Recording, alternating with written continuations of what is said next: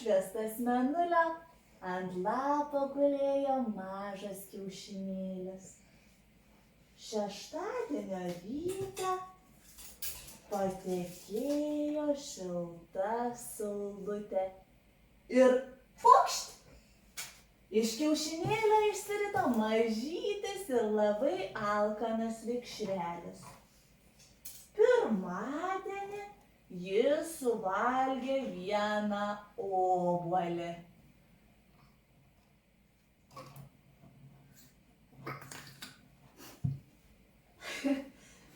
Antradienį jis suvalgė 2 kriaušes.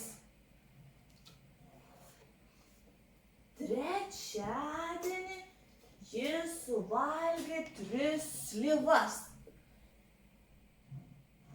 Ketvirtadienį jis suvalgė 4 braškes.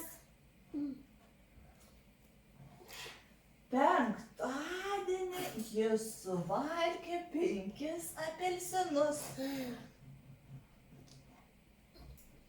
Ir vis dar buvo alkanas. Šeštadienį jis suvalgė gabalėlį vyšnių pyrago, bet vis dar buvo alkanas. Vieną agurką, bet vis dar buvo alkanas. Vieną sūrio gabalėlį,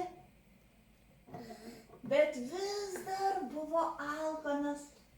Ir vieną šokolado plytelę. Ir jam labai pradėjo skaudėti pilvelį. Ir vėl atėjo sekmadienis. Vikšrelis pragraužė žalią skanų lapą ir iškart pasijuto geriau. Bet dabar vikšrelis jau nebebuvo mažas. Jis virto dideliu vikšru. Pasistatė savo namelį, susisuko į kokoną, pabuvo jame 2 savaites ir virto nuostabiu gražiu drugeliu.